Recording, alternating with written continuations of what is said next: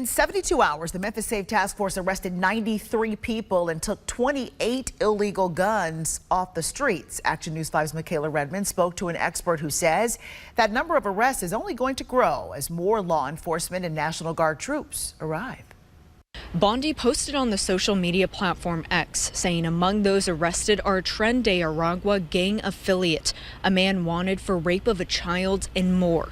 A retired assistant Shelby County District Attorney and military lawyer says these arrests mean nothing without more help at 201 Poplar. I think this operation, unfortunately, will cause a breakdown in the local criminal justice system. In several areas, it's going to create a bottleneck, a severe bottleneck in processing and detention. I sat down with Kevin Reardon, a retired assistant Shelby County DA, JAG officer, and military lawyer. He says cases have been delayed at 201 Poplar long before Memphis Safe Task Force began. The General Sessions Criminal Court clerk has already said publicly that the system is outdated and overwhelmed. I have no reason to doubt her when she says so.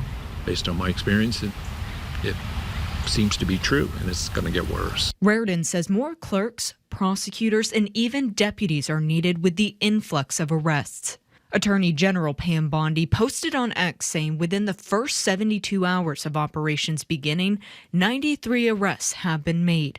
As more law enforcement and National Guard arrive, increasing the number of arrests. Reardon says DA Steve Mulroy needs to request additional help.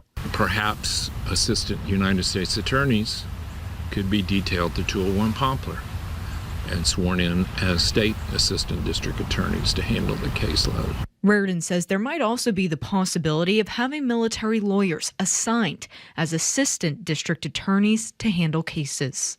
We have reached out to DA Mulroy's office. We have been told he's on vacation and will be back next week.